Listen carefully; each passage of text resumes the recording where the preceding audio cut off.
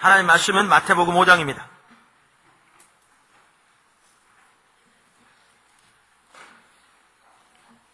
마태복음 5장 7절. 긍휼히 여긴 자는 복이 있나니 저희가 긍휼히 여김을 받을 것이며. 우리가 하나님 나라 백성의 자세 중에서 오늘은 긍휼히 여기는 자세를 살펴보겠습니다. 그러니까 지금 우리가 뭐 하고 있느냐 하면요, 그동안 하나님께서 집중적으로 우리를 신앙의 본질 십자가의 복음 가운데 인도해 오셨습니다. 신앙의 본질이라는 것은 인격체신 하나님을 알고 그분을 존재를 다해 사랑하는 하나님과 친밀한 교제고, 그 다음에 하나님의 목적과 의도를 보이시고 앞서가시면 우리가 하나님의 행하심을 보고 우리의 온 삶으로 동참하는, 그리고 그렇게 온 삶으로 동참하기 위해서는 전적인 순종과 온전한 신뢰가 필수인, 이거 신앙의 본질입니다. 그리고 이러한 삶을 살려면 철저하게 하나님 말씀인 성경의 토대에서 오직 은혜, 오직 믿음, 오직 십자가, 오직 성령의 삶을 살아야 합니다. 그래서 이러한 삶으로 하나님 집중적으로 우리에게 그동안 이렇게 말씀하시고 인도해 오셨죠. 그리고 이러한 삶을 살려면 거짓 신앙체가 철저하게 버려져야 합니다. 그리고 이러한 삶을 이렇게 사는데 또 중요한 요소 중에 하나가 예배와 중보기도죠. 또 이러한 그 삶이 성령의 사역과 같이 가야 되죠. 이제 이러한 부분들을 살펴봤는데, 하나님께서 최근 들어서 우리를 구체적으로 지금 인도하신 것 중에 하나가 뭐냐면, 이러한 삶을 살면, 이러한 삶을 사는 사람은 어디로 그 삶이 귀결돼야 되느냐 하면 하나님 나라 백성의 삶으로 귀결돼야 한다는 겁니다. 그러니까 이러한 신앙이 하나님 나라의 백성의 삶을 사는 것과 하나님 나라 백성의 사역을 감당하는 것으로 삶이 귀결돼야 한다는 거예요. 그래서 하나님께서 우리를 그 자리로 인도하고 계십니다. 하나님 나라의 백성의 삶을 살아라, 하나님 나라 백성의 사역을 감당하라 라는 거죠. 근데 이 부분을 가장 성경에서 잘 보여주는 책이 바로 마태복음인데, 그 중에서 마태복음 5장의 7장은 하나님 나라의 백성의 삶을 핵심적으로 말하고 있고, 8장과 9장은 하나님 나라 백성의 사역을 말하고 있습니다. 그러니까 예수님이 먼저 사신 삶, 선포하신 삶, 우리에게 살라고 말씀하시고 선포하라고 말씀하신 그 삶이고, 예수님이 먼저 감당하신 하나님 나라의 사역이고, 우리에게 감당하라고 말씀하시는 하나님 나라의 사역이다. 그중 이제 그것을 하나하나 지금 살펴가면서 마태복음 5장부터, 그래서 마태복음 5장부터 하나님 나라 백성의 삶을 7장까지 말하면서 가장 먼저 자세에 대해서 말씀하시는 거죠. 소위 팔복이라고 말하는 그 자세는 하나님 나라 백성이 반드시 가져야 할 가장 기본적인 자세입니다. 죄송합니다. 이건 우리가 반드시 암송해야 합니다. 우리 눈앞에 그걸 또렷이 보고 있어야 합니다. 그 은혜를 구해야 합니다. 그런데 그 자세에서 오늘은 어떤 부분을 살펴보려 하느냐 하면 긍휼히 여기는 자세에 대해서 살펴보고자 합니다. 사실 이 자세는 우리에게 진짜 필요합니다. 저 자신이요, 이 하나님의 은혜가 절실하게 필요합니다. 사실 일부 예배 시간에도 제가 저 앞에 앉아서 그 경배를 드리면서 예배하고 있는데 내 속에 이 자세가 부족한 게 보이더라고요. 그래서 얼마나 절박하게 하나님 앞에 참 하나님 은혜를 부어달라고 기도가 나오더라고요. 하나님 저를 도와주시고 저를 불쌍히 여겨주시고 하나님 저에게 긍휼히 여기는 자세를 부어주세요. 그 마음이 나오더라고요. 그 기도가 나오더라고요. 근데 이게 우리 대부분의 경우에 저는 마찬가지라고 생각합니다. 자, 그럼 첫째, 정의.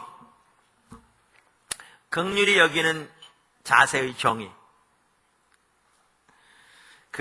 제가 가끔 인용하는 어떤 주석가는 여러 주석들을 종합적으로 본 다음에 이렇게 요약해서 정리했더라고요. 제가 한번 읽어보겠습니다. 긍휼히 여기는 자에 대해서 말하면서 이에 해당하는 헬라어 호이 엘레에모네스는 자비라는 뜻의 엘레오스에서 파생한 용어이다. 엘레오스는 불쌍히 여기다, 긍휼히 여기다라는 동사입니다. 그 명사형이 호이 엘레모네스라는 거죠. 자, 명사형. 예.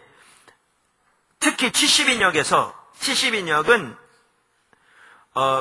서기전 2세기경에 구약 성경을 그 당시 세계 공통어인 헬라어로 번역한 성경입니다. 여기서 엘레오스는 사랑이라는 뜻의 히브리어 단어 헤세드와 동정이란 뜻의 히브리어 단어 라함임의 번역어로 쓰였다.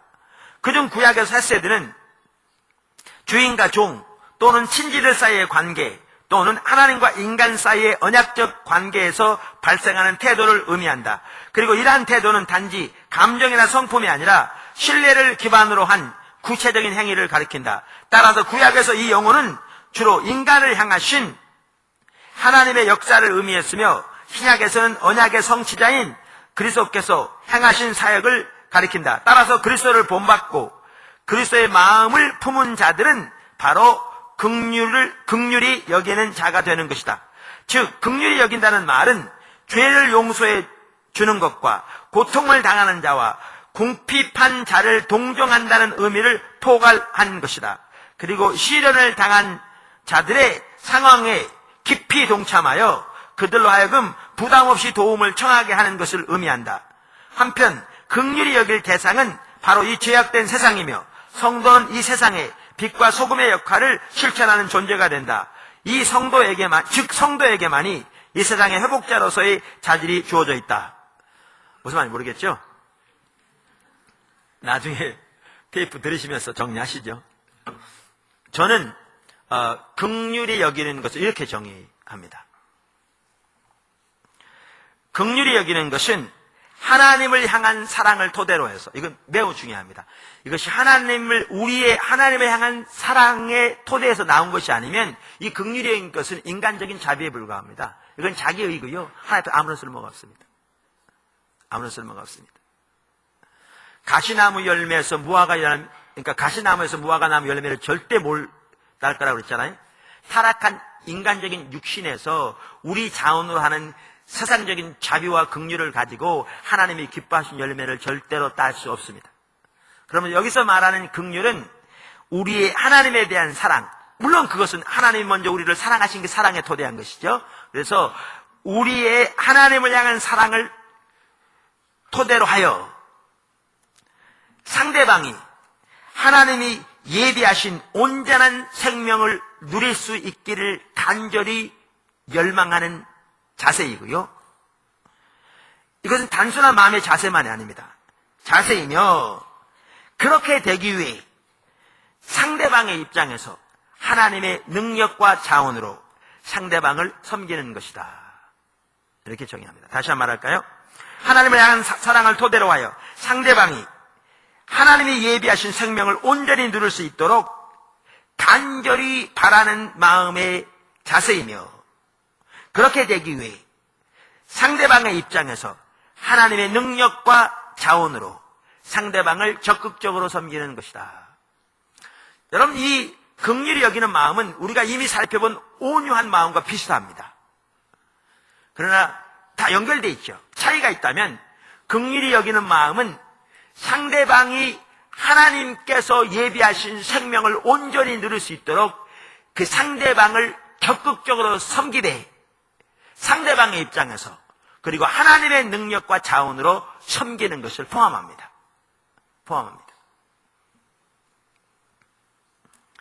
둘째, 우리가 살아가야 할 긍휼의 삶. 이 부분을 이해하는 데도 아주 중요한 부분이 뭐냐 하면 예수님께서 마태복음 5장 20절에 말씀하신 내용입니다. 지난주에도 우리가 이 부분을 살펴보았습니다. 그러나 이 구절을 이해하는 데도 이 구절이 중요합니다. 그 5장 20절이 뭐죠? 내가 너희에게 이르노니 너희 의가 서기관과 바리새인보다 더 낫지 아니하면 결단코 천국에 들어가지 못하리라. 이 말씀이죠. 이 말씀 참 중요합니다. 그러니까 앞으로 기회 되면 이 말씀 살펴볼 때 전반적으로 다시 한번 종합해서 살펴볼지도 모르겠습니다. 근데 우리의 의에 줄이고 목마른 삶을 살펴볼 때도 이 구절을 살펴봤지만 긍휼히 여기는 것에 대해 살펴볼 때에도 이 구절을 올바로 이해하는 게 참 중요합니다. 예수님께서 우리에게 하신 말씀이죠. 너희의 의가 서기관들과 바리새인의 의보다 더 낫지 아니하면 결단코 천국에 들어가지 못하리라. 매우 중요한 말이죠. 자, 그러면서 여기 보시면 우리의 의가 바리새인과 서기관들보다 더 나아야 된다고 그랬는데 그 중에 하나가 뭐냐? 그 중에 하나가 바로 이 긍휼의 부분입니다. 긍휼의 부분입니다. 그러니까 바리새인들은 전통적으로 내려오는 종교적인 의례와 규례와 의식을 누구보다 철저히 했거든요. 진짜 철저히 했습니다. 그런데 그들에게는 뭐가 없었습니까? 긍휼이 없었습니다. 그래서 예수님께서는 여러 차례 호세아서 6장 6절을 인용하셨죠. 호세아서 6장 6절은 뭔데요? 나는 인애를 원하고 제사를 원치 아니하며 번제보다 하나님 아는 것을 원하노라. 그러니까 그런데 이것을 인용하되 그 인용 구절이 특별히 어디에 나온 줄 아세요? 마태복음에 나옵니다. 바로 마태복음에. 그리고 마태복음에 2번씩이나 나옵니다. 그러니까 이것이 2번씩이나 나온다는 말은 예수님께서 이 말씀을 매우 강조하시고 여러 차례 하셨다는 것을 의미하죠, 사실은.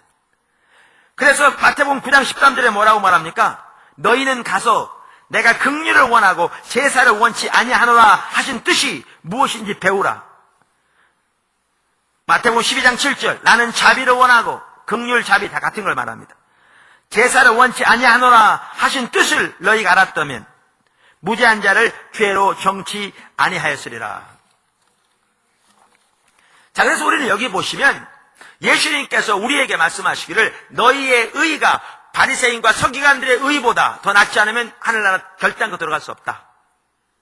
그러니까 하나님 나라 백성은 반드시 바리새인과 서기관들의 의보다 더 나은 의를 가지고 있어야 한다. 이런 뜻입니다. 이 말입니다. 그러면서 바리새인들에게 없다고 말씀하신 게 뭐냐면 긍휼이 없다고 하셨습니다. 그래서 우리는 바리새인들에게 이 없다고 말씀하신, 그러면서 특별히 호세아서 6장 6절 인용하여 그 긍휼이 없다고 말씀하신 이 구절이 뭘 의미하는가를 보면 성경에서 말하는 긍휼히 여기는 마음이 뭔가를 알 수 있습니다. 그러니까 예수님께서 의도하신 긍휼히 여기는 마음이 뭔가를 알 수 있습니다. 자, 그러면 그 부분 하나하나 살펴보겠습니다. 첫째, 그 아래 첫째죠. 그러니까 우리가 살아가야 할 긍휼의 삶의 첫째입니다. 제가 바리새인의 삶과 대조해 살펴보겠습니다. 바리새인들은 하나님을 사랑하지 않았습니다. 다시 말하면 여기 그러니까 호세아서 6장 6절 그리고 마태복음에서 2차례에 걸쳐서 인용된 여기에 인애 혹은 긍휼은 가장 먼저는 하나님을 사랑하는 것을 말합니다. 하나님 사랑하는 것을 말합니다. 아까 제가 읽은 어떤 주석가도 그랬다고 그랬죠? 호세아서 6장 6절에 나는 인애를 원하고 그 인애가 헤세드라는 단어입니다. 4장 1절에 이 땅에는 인애도 없고 진실도 없고 하나님을 없다, 아는 것도 없다, 아는 지식도 없다. 그때 그 인애가 헤세드를 말합니다. 그러면서 헤세드는 그 저자도 그랬죠? 하나님과 인간과의 언약적 관계에서 발생하는 태도를 말한다. 이렇게 말했잖아요. 그래서 가장 먼저는 하나님을 사랑하는 것을 말합니다. 사실 우리가 이 부분을 여러 차례 살펴봤습니다. 뭐요? 의식과 본질과의 관계. 그래서 그 당시에 번제와 제사는 의식이죠. 오늘날로 말하면 주일 예배, 헌금, 기도, 금식, 중보기도, 이 다 뭡니까? 의식입니다. 그럼 본질은 뭐냐? 하나님을 알고 사랑하는 거죠. 근데 그 시대에는 의식은 가득했을지 모르지만 정작 하나님이 우리에게 무엇보다 원하시는 하나님을 알고 사랑하는 본질이 없었죠. 그래서 인애는 하나님을 사랑하는 겁니다. 그래서 히브리어 사전 중에 브라운, 드라이버 앤 브릭스라고요. 세 분이 편집한 그런 히브리어 사전이 있습니다. 지금 쓰이는 히브리어 사전 중에 가장 많이 쓰이는 사전 중에 하나입니다. 거기에 보면 호세아서 6장 6절에 나오는 헤세드를 정확하게 하나님을 향한 사랑이라고 해석하고 있습니다. 자, 신약에 보아도 예수님께서 그렇게 이해했던 것을 볼 수 있습니다. 어디를 보면 알 수 있냐면요. 마태복음 23장 23절과 누가복음 11장 42절을 이렇게 딱 연결해 보면 이렇게 선명히 볼 수 있습니다. 여러분도 집에 가서 저처럼 이렇게 딱 두 구절을 이렇게 나란히 이렇게 쳐서 기록해 보면 그 부분을 볼 수 있어요. 이 같은 내용입니다. 근데 지금 그거를 이렇게 이 복음서에 이렇게 따로 나와 있습니다. 제가 읽어보겠습니다. 마태복음 23장 23절. 화 있을진저 외식하는 서기관들과 바리새인들이여, 너희가 박하와 회양과 근체 11조를 드리되 율법에 더 중한 바 의와 인, 여기 인이라는 게 아까 말한 이 이 단어입니다. 인이란 단어가 긍휼 혹은 인애라고 번역된 혹은 불쌍히라고 번역된 인과 신. 여기에 신은 어떤 영어 성경에는 faith, 믿음이라고 번역되어 있고 어떤 영어 성경에는 faithfulness, 신실함이라고 번역되어 있는 그걸 말하죠. 을 벌었도다. 그러니까 박하와 회항과 근처의 11조는 들이대 율법에 더 중한 바 의와 인과 신을 벌었도다.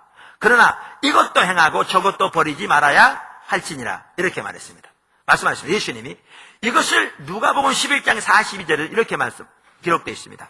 그러니까 이것은 그러면 어느 게 옳으냐? 둘 다 옳죠. 예수님이 여러 경로에 비슷한 말씀하셨으니까. 근데 이 두 개를 연결해 보면 우리는 중요한 부분을 볼 수 있습니다. 누가복음 11장 42절.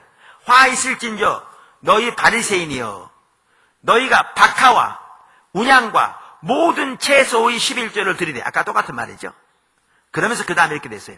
공의와 의 대신 여기는 뭐라고 번역되냐? 공의와. 그 다음에 여기 보시면 아까 인과 신이라고 나와 있는 그 말 대신에 공의와 하나님께 대한 사랑을 버리는도다. 그러나 이것도 행하고 저것도 버리지 아니하여 할지니라. 이렇게 되어 있어요. 여기에 보시면 그 인을 대칭해서 말하기를 하나님을 향한 사랑이라고 말하고 있어요. 그러니까 예수님께서도 호세아서 6장 6절에서 하나님이 인애를 원하고 제사를 원치 않으신다고 말할 때 그 인애가 가장 먼저는 하나님을 사랑하시는 것임으로 이해했던 걸 볼 수 있습니다. 그런데 바리새인들은 뭐가 없었느냐? 하나님을 사랑하는 것이 없었습니다. 그래서 구체적으로 예수님께서 요한복음 5장 42절에 바로 그 유대인들에게 대해서 말씀하시면서 나는 다만 너희 속에 하나님을 사랑하는 것이 없음을 알았노라라고 말씀하시죠.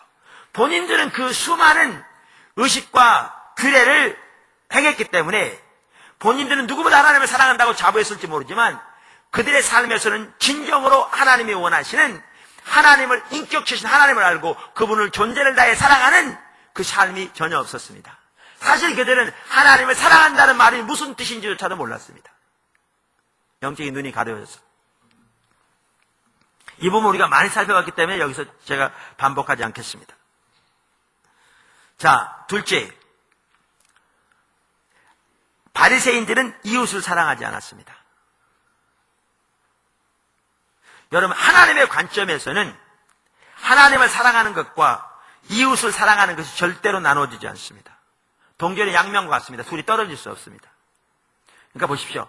바리새인들은 본인들은 하나님을 사랑한다고 생각했을지 모르지만 또 자부했을지 모르지만 다른 많은 사람들로부터 그들이야말로 가장 하나님을 사랑하는 사람들이라고 칭찬을 받았을지 모르지만 그들은 실제로는 하나님의 관점에서는 전혀 하나님을 사랑하지 않았습니다. 그랬기 때문에 어떻게 되느냐? 하나님을 사랑하지 않았기 때문에 그들은 이웃도 사랑하지 않았습니다. 그러니까 하나님을 사랑하지 않았기 때문에 이웃을 사랑하지 않는 결과로 그 삶이 귀결되었습니다. 바리새인들은 종교적인 의식을 철저하게 지키는 것에는 지나칠 정도로 집착했지만 근본적으로 하나님을 사랑하지 않았기 때문에 이웃을 사랑하는 것도 그들의 삶에 없었습니다. 여기에 그래서 인애는요, 가장 먼저는 하나님을 사랑하는 것인데 여기에 인애는 이웃을 사랑하는 것을 포함합니다. 그것을 말합니다. 이 두 개가 엉켜 있습니다. 하나님의 관점이 절대로 두 개가 나눠지지 않습니다. 그래서 여기 보십시오. 아까 바리새인들이 긍휼이 없었다고 그랬잖아요. 근데 예수님께서 말씀하시기를 호세아서 6장 6절을 인용하면서 나는 인애를 원하고 제사를 원치 않는다. 나는 긍휼을 원한다. 나는 제사를 원치 않는다. 이 말씀 인용하셨다고 그랬잖아요. 그들 중에 하나가 아까 읽은 대로 마태복음 9장 13절에 나옵니다. 너희는 가서 내가 긍휼을 원하고 제사를 원치 아니하노라 하신 뜻이 무엇인지 배우라. 내가 의인을 부르러 온 것이 아니요 죄인을 부르러 왔노라 하시니라. 자, 그럼 이 구절을 보면 예수님이 말씀하신 의미가 뭔지를 알 수 있어요. 그 단락이 어디 나오죠? 9장 9절부터 13장까지가 한 단락입니다. 어떤 일이 있었습니까? 자, 보십시오. 제가 읽어보겠습니다. 예수께서 거기서 떠나 지나가시다가 마태라 하는 사람이 세관에 앉은 것을 보시고 이르시되 나를 쫓으라 하시니 일어나 쫓으니라. 예수께서 마태의 집에서 앉아 음식을 잡수실 때에 많은 세리와 죄인들이 와서 예수와 그 제자들과 함께 앉았더니, 이걸 보면 마태는 리더예요.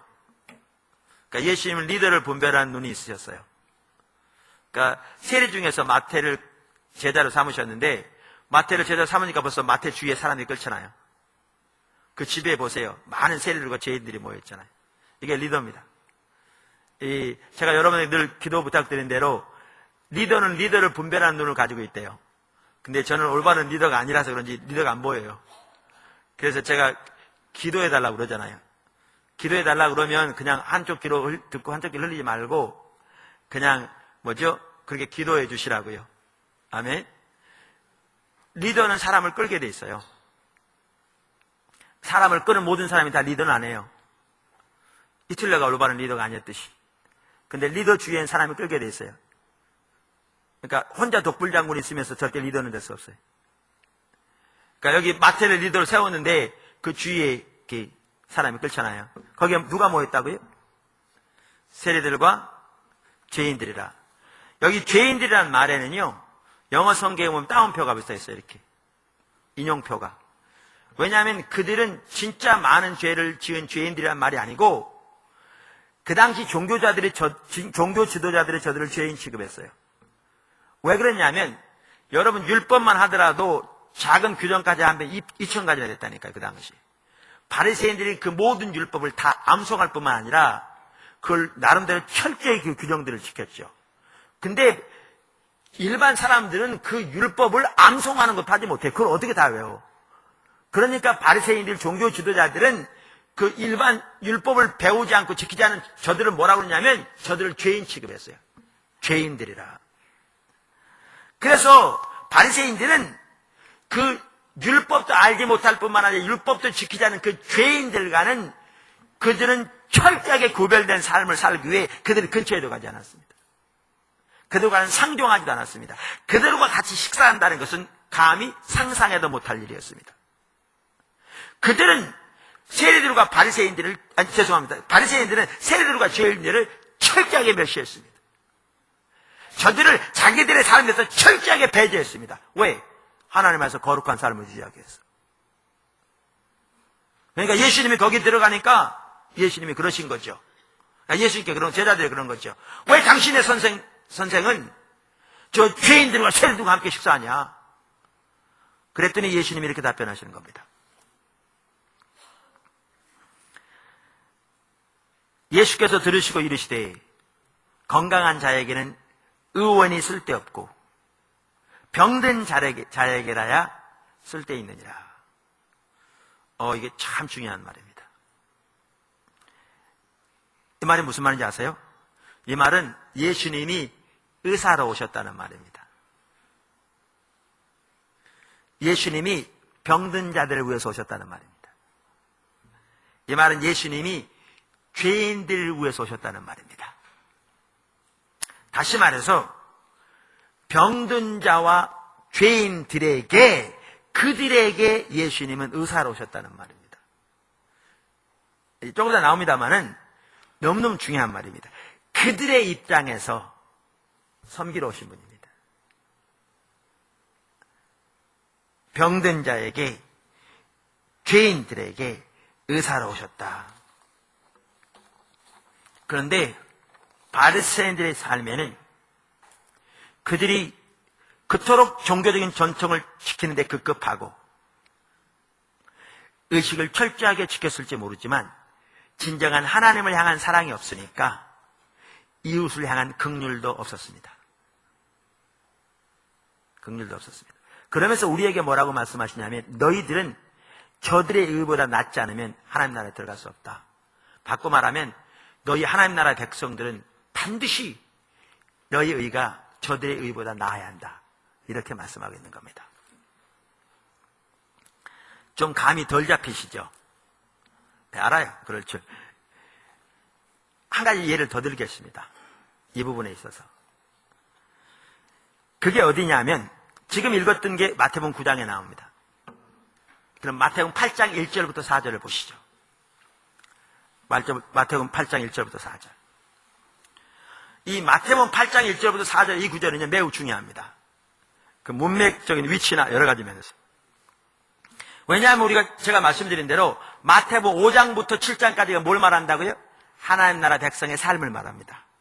우리가 살아야 할, 그리고 우리가 전해야 할, 그리고 다른 사람으로 하여금 살게 해야 할 그 삶이죠. 그 다음에 마태복음 8장부터 9장까지가 뭐죠?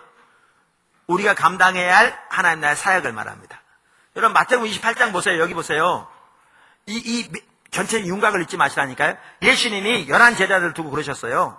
너희는 모든 족속으로 가서 제자를 삼아서 내가 너에게 분부한 모든 것을 저들에게 가르쳐서 지키게 하라 그 말이에요.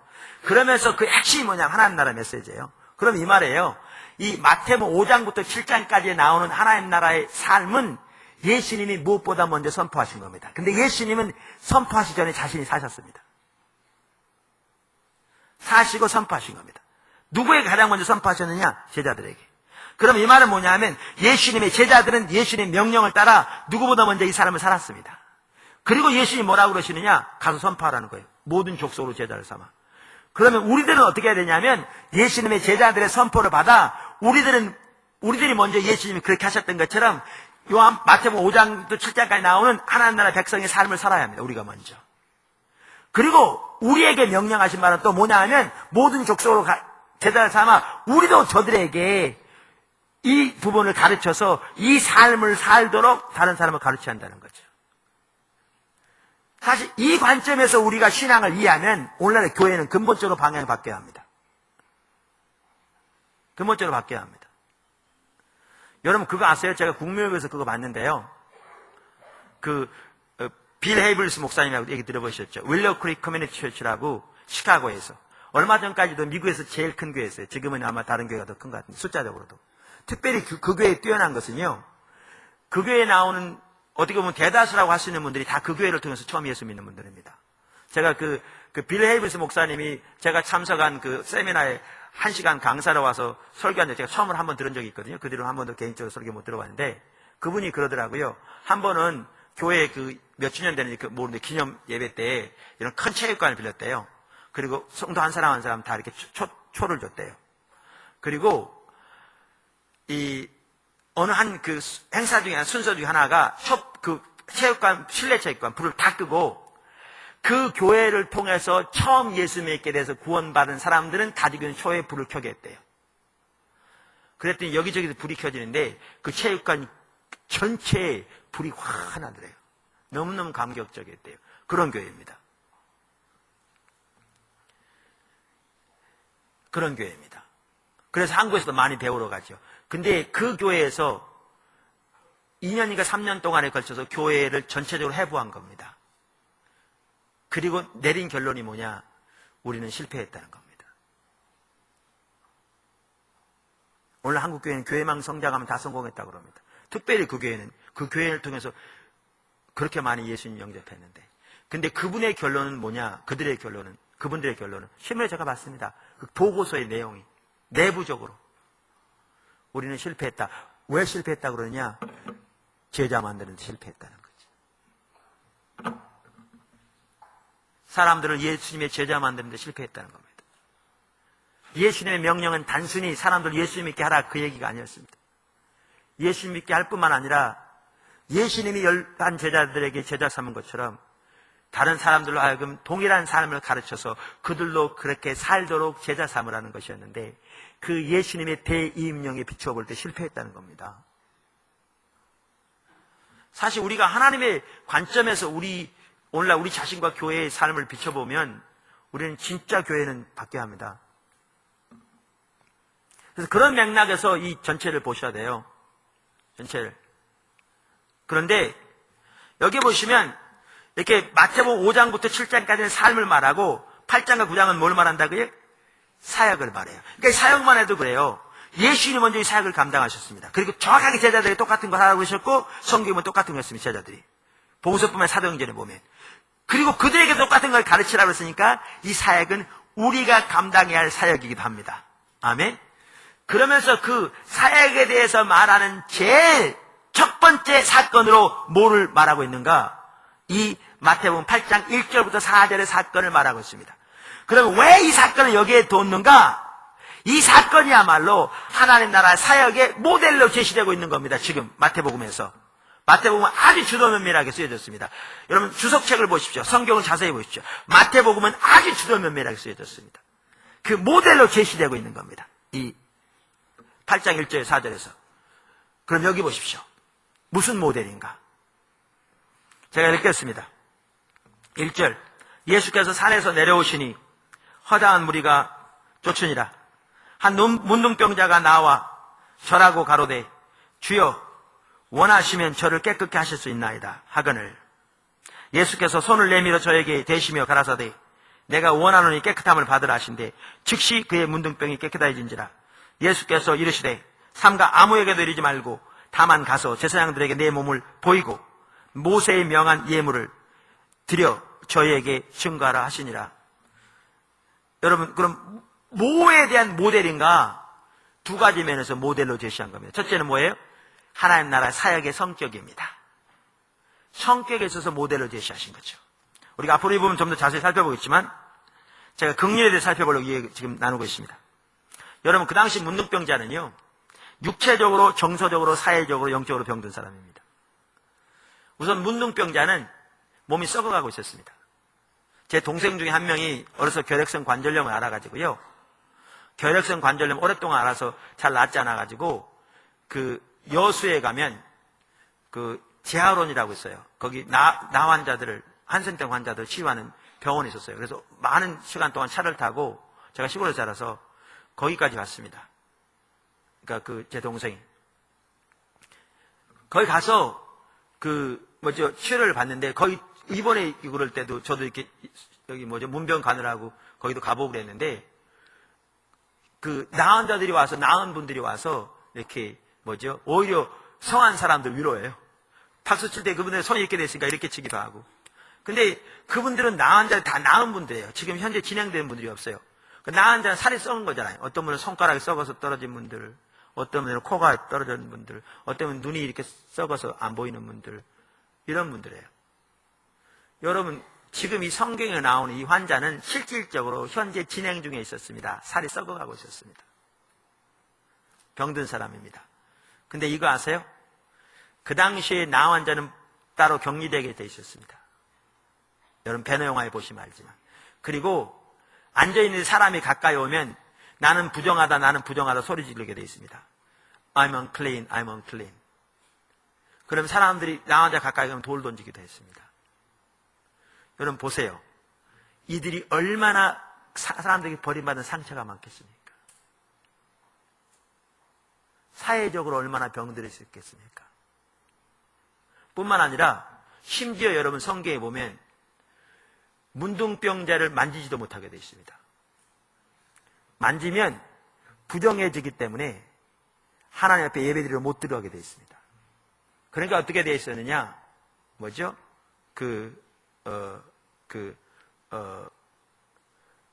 이렇게 정결케 한 그 제사를 지내고 일정 기간이 지난 후에나 들어갈 수 있었습니다. 근데 하물며 문둥병자는 어떻겠습니까? 그들은 하나님 앞에 예배드리러 나갈 수도 없습니다. 육체적으로 철저하게 병든 자입니다. 정서적으로 철저하게 병든 자입니다. 사회적으로 완전히 병든 자입니다. 영적으로 철저하게 병든 자입니다. 이 사람이 문둥병자입니다. 왜 여기에 기록되어 있는가? 예수님 이런 사람 때문에 왔다는 겁니다. 예수님은 이런 사람 구원하러 왔다는 겁니다. 예수님은 이런 병자를 치유하러 왔다는 것이고 이런 병든 자에게 의사로 오셨다는 겁니다. 이렇게 버림받은 자에게 그를 구원하여 그를 치유하여 하나님 앞에 세우도록 의사로 오셨다는 겁니다. 예수님 말씀은. 그래서 그러한 어떤 하나님 나라 사역이 그걸 의미하죠. 그래서 하나님 나라 사역의 어떤 그 성격에 대한 모델로 여기 제시되어 있습니다. 뿐만 아니라 여기 가장 핵심이 뭔지 아십니까? 예수님이 이렇게 하시되 그 배후에 있는 동기가 긍휼이라는 것입니다. 그걸 보여주기 위해 여기 써 있습니다. 그걸 보여주기 위해서. 긍휼이라는 겁니다. 무슨 말이냐? 예수님이 그 사람을 치유하실 때 어떻게 치유했죠? 손을 대시고 치유하셨어요. 여러분 기억하시죠? 제가 말씀 금방 드린 대로 성경에 보면 문둥병 환자를 그러니까 문둥병 환자의 손을 대지 못하게 되어 있습니다. 집에 가서 레위기서 11장 40절, 13장 46절 읽어보십시오. 율법에, 하나님의 말씀에 문둥병 환자의 손을 못 대게 되어 있습니다. 그럼 예수님 율법을 어기는 것인가? 아니에요. 손을 대서 치유되어 버렸기 때문에 예수님 율법 어긴 게 없죠. 특별히 예수님은 성경에 보면 아무것도 스스로 하지 아니하시고 하나님의 성령의 인도를 따라 했습니다. 그럼 왜 손을 내셨는가? 여기에 너무너무 중요한 부분입니다. 자, 보세요. 이 문둥병 환자 입장에서 한번 생각해 보세요. 잘 보세요. 문둥병 환자 입장에서 생각해 보세요. 그는요, 예수님의 행하심을 보았거나 소문을 들었거나 어떤 통로인지는 알 수는 없지만 분명히 그렇게 했을 겁니다. 그래서 그는 여기 보아도 아시듯이 예수님이 자기와 같은 사람을 고칠 수 있는 능력이 있는 것은 분명하게 알았습니다. 근데 뭐에 대해서 확신이 없었느냐 하면 자기와 같은 사람에게도 은혜를 베푸셔서 치유해 주실 것에 대한 확신이 없었습니다. 철저히 버림받은 사람이니까. 그러니까 그의 하는 말이 그 말입니다. 주여 하실 수 있으면 저를 고치실 수 있습니다. 아니, 그러니까 주여 원하시면 고칠 수 있습니다. 고칠 수 있는 것은 분명히 알아요. 근데 원하시는지 확신이 없는 거예요. 근데 그때 예수님께서 원하노라라고 말할 뿐만 아니라 그에게 손을 대셨습니다. 여러분 그때 그 사람이 느꼈을까 한번 생각해 보세요.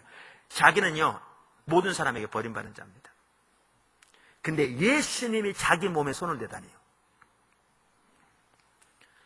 저같이 보잘것없는 진짜 연약한 사람이라도요, 어떤 사람 제가 안아주면 펑펑 우는 사람이 있어요. 저 같은 사람이라도. 근데 그 당시 예수님 아시죠? 그분이 그 문둥병자에게 손을 냈을 때 그가 느꼈을 그 마음을 한번 생각해 보세요. 여러분 여기 아주 중요한 게 있어요. 섬김은 상대방 입장에 섬겨야 합니다. 상대방 입장에 섬기는 겁니다. 이것이 예수님의 긍휼에서 나왔습니다. 바리새인들에게 이 긍휼이 없었습니다. 이 긍휼이 없었습니다. 그들은 규례와 규칙을 지키는 데는 뛰어났습니다. 하나님께 대한 종교적인 의식하는 데는 뛰어났습니다. 진짜 그 일에 집착할 만큼 뛰어났습니다. 그러나 그들에게는 이 긍휼이 없었습니다. 이 긍휼이 없었습니다.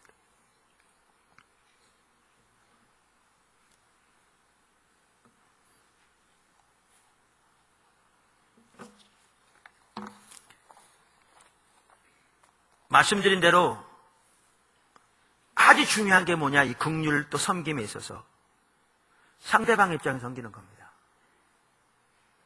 아까 예수님이 그러시잖아요. 건강한 자에게는 의원이 쓸데없다. 이 얘기는 바리새인들이 건강하다는 말이 아닙니다. 오해하지 마십시오. 바리새인들은 세일이나 심지어 거기 나와 있는 그들이 그렇게 멸시하는 죄인들보다 더했으면 더했지 덜하지 않은 죄인들입니다. 더했으면 더했지 덜하지 않은 병든 자들입니다. 근데 그들은 자기들이 병들었다는 사실도 모르고 있는 자들입니다. 자기들이 건강하다고 자부하는 자들입니다. 그래서 예수님이 그렇게 말씀하신 겁니다. 건강한 자에게는 의원이 필요 없다. 근데 그러면 사실 말씀이 뭐냐면 이겁니다.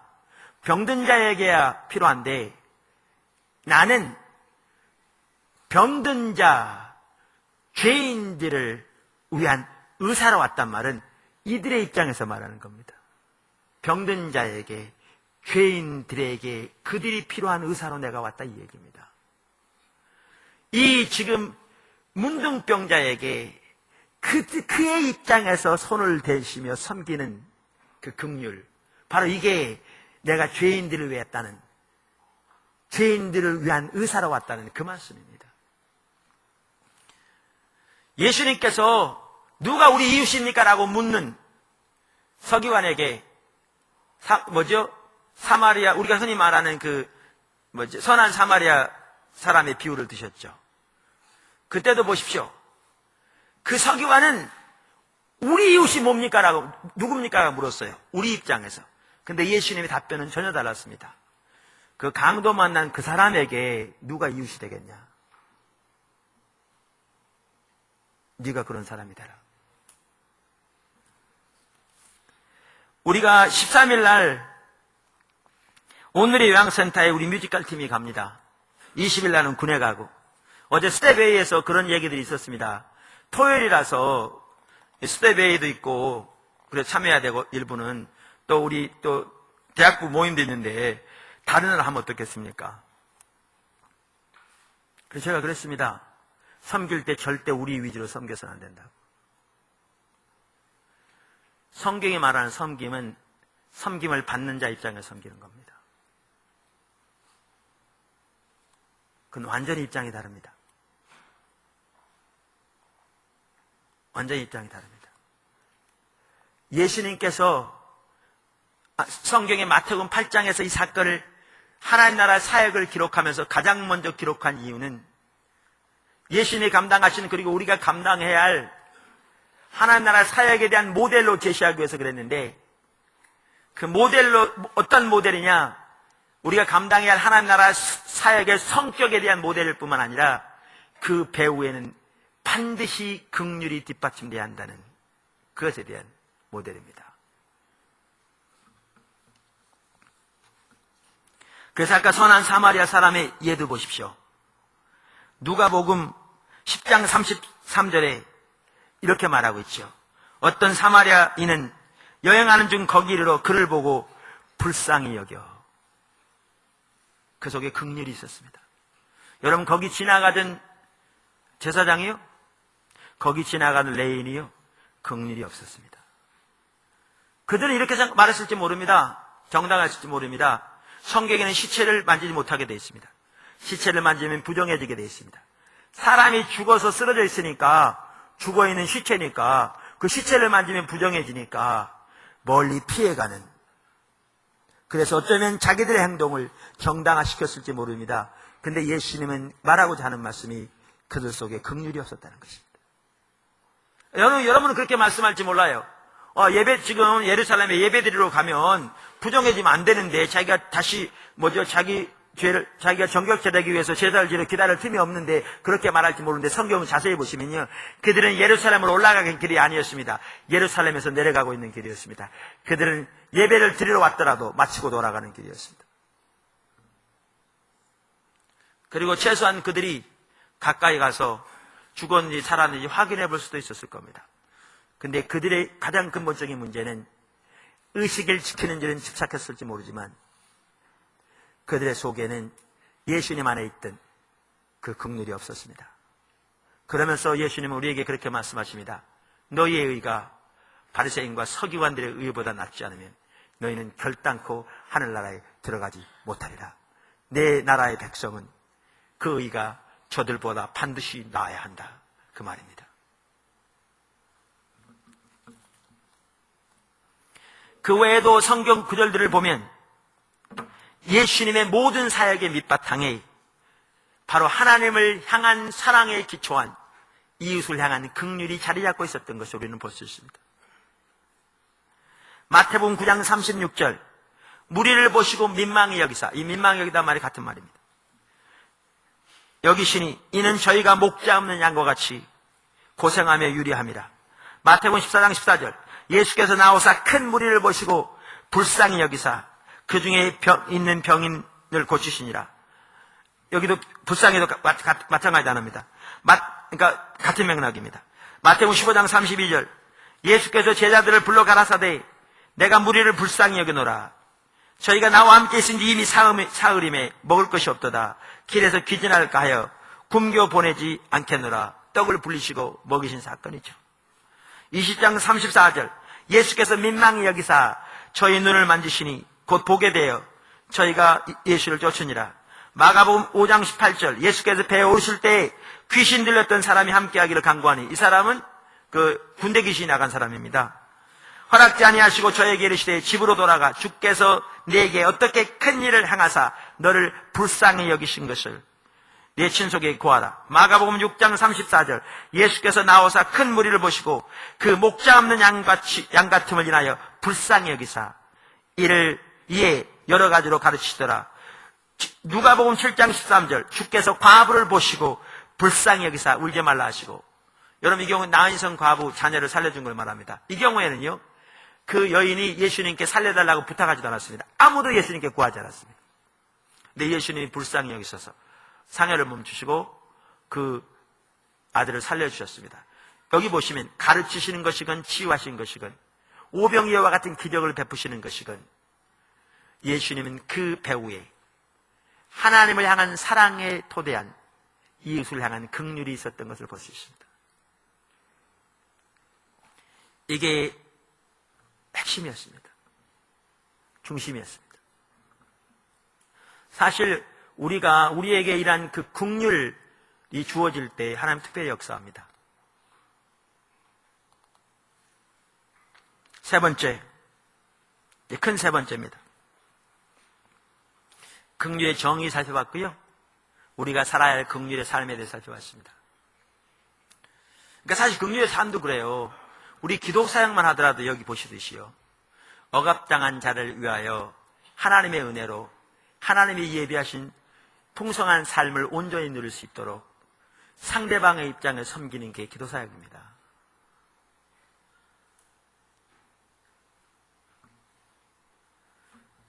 저희 둘째가 이렇게 아토피가 심했었어요. 근데 지금 몇 년 전인가, 올해는 안 됐어요. 한 2, 3년 전인가, 2, 3년까지도 안 되게 1, 2년 전인가, 여기 아이들 수련회 할 때, 연합 수련회 할 때, 저희는 이제 강사라고 강사방을 따로 뒀는데 우리 둘째, 셋째가 우리 방에 들어가 같이 잤어요. 근데 이제 둘째가 아토피 때문에 막 긁으니까 제 아내가 그걸 보는 순간에 다른 성도들을 위해서 이렇게 여러 가지 그날도 기도 사역하느라 늦게 들어왔는데 기도해주고 이렇게 했는데 정작 아들이 이렇게 가려워서 저러는데 기도하지 않았던 게 보이더래요. 그러면서 너무나 불쌍한 마음이 들더래요, 이 속에.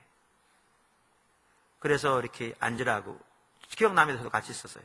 그래서 그냥 침대에 뉘어놓고 제 아내, 우리 그 막내 셋이서 그냥 기도해 줬습니다. 이렇게 한씩 손 얹고, 피곤하니까 앉아서 누워서 이렇게 기도해 줘. 그때 하나님께서 이런저런 감동 주시고, 그래서 감동 주신 대로 그 아이에게 말하니까 어떤 부분 하나님 둘째서 회개케 하시고 돌이키게 하시고 주님의 은혜를 구하게 하시고, 그렇게 기도하고 났는데요, 그 다음날 그게 훨씬 좋아졌더라고요. 그 뒤로 그 아토피 치유됐습니다.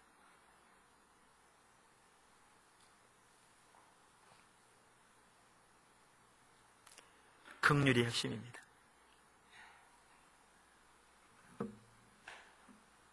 세 번째, 긍휼의 한 부분, 용서와 언어. 시간이 1시간 지나는데 조금만 더 시간 주세요. 일부 예배도 시간이 많이 걸렸는데 죄송합니다. 용서의 언어, 용서와 언어. 그러니까 우리가 긍휼의 삶을 살아야 되는데요, 우리에게 긍휼이 절실하게 필요한 부분 중에 하나가 용서에 대한 부분이고요, 언어에 대한 부분이에요. 저 개인적으로 이 부분에 있어서 하나님의 긍휼이 부족한 것을 늘 깨닫고 애통합니다. 저 개인적으로 포도나무 교회 지체인 우리들의 삶 속에 긍휼 없는 말로 인하여 마음이 너무너무 아픕니다. 우리 가운데 너무나 팽배한 긍휼 없는 판단하는 말을 인하여. 제가 다른 그 자세 살펴볼 때도 살펴봤잖아요. 기본 자세가 나오고 그 아래에 삶을 다루어 나가면 이게 구체적으로 적용되는 부분이 있다. 이 긍휼도 마찬가지입니다. 마태복음 7장 1절 이하부터 보십시오. 이건 다른 부분도 말하지만 이 긍휼 부분도 반드시 포함됩니다. 비판을 받지 아니하려거든 비판하지 말라. 너희의 비판하는 그 비판으로 너희가 비판을 받을 것이요, 너희의 헤아리는 그 헤아림으로 너희가 헤아림을 받을 것이니라. 어찌하여 형제의 눈 속에 있는 티는 보고 내 눈 속에 있는 들보는 깨닫지 못하느냐. 보라, 내 눈 속에 들보가 있는데 어찌하여 형제에게 말하기를 나로 내 눈 속에 있는 티를 빼게 하라 하겠느냐? 외식하는 자여, 먼저 내 눈 속에서 들보를 빼어라. 그 후에야 밝히 보고 형제의 눈 속에 있는 티를 빼리라. 외식하는 사람에 대해서 말합니다. 다시 말하면 의식이 본질을 대체해버린 거짓 신앙체계의 율법주의 기복신앙 인본주의에 대해서 말합니다. 거짓 신앙체계에 빠져 있으면 나타나는 열매 중에 하나가 뭐냐? 판단입니다. 판단입니다. 비판하는 것. 이건 바리새인들을 언급하는 거기도 합니다. 아까 예수님께서 말씀하시길 너희의 의가 서기관들과 바리새인의 의보다 낫지 않으면 결단코 하늘나라에 들어가지 못하리라 라고 말씀하실 때 이 부분도 거기에 해당되는 말씀입니다. 그들은 그 당시 율법을 누구보다 더 잘 알아서 그걸 다 암송할 뿐만 아니라 나름대로 열심히 지켜서 자기들이야말로 진짜 거룩한 삶을 사는 사람들이라고 자부했습니다. 그러나 그들은 진정한 의미에서 하나님을 사랑함이 없었고 그 하나님을 사랑한다는 말이 무슨 뜻인지도 알지 못했고 하나님을 사랑하지 않았기 때문에 이웃을 향한 긍휼도 없었기에 그들은 자기들의 관점에서 다른 사람을 판단하는 죄를 범했습니다. 그들의 입에는 긍휼이 없는 판단이 가득했습니다.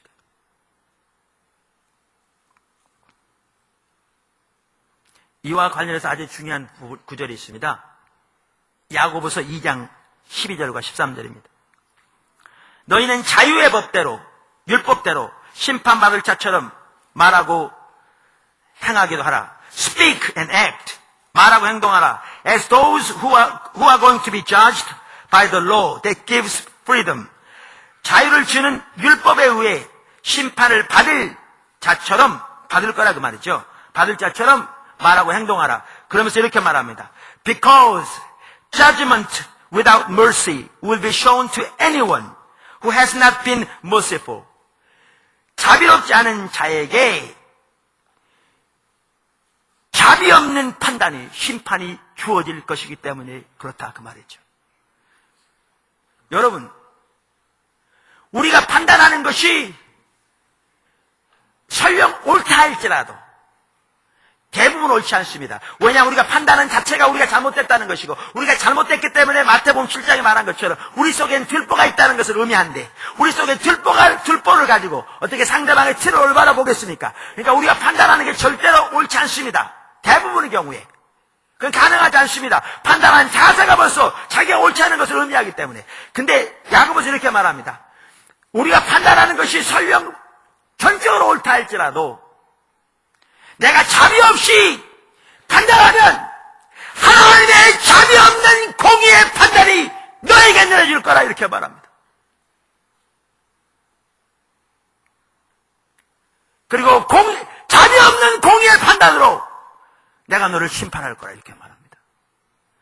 우리 인간 중에 감히 누가 하나님의 자비 없는 공의의 판단으로 판단을 받을 때 그 앞에 견딜 수 있겠습니까?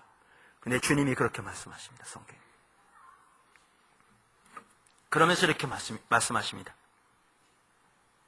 긍휼은 심판을 이기고 자랑하느니라. 영화 NIV 성경에 보면 mercy triumphs over judgment. 자비가 긍휼이 판단을 심판을 이기느니라. 우리 속에 자비 없는 판단이 너무너무 가득합니다. 포도나무께 지체되는 우리들 말에 자비 없는 판단이 너무너무 가득합니다. 그 자체가 우리가 진짜 하나님을 알지 못하는 열매요.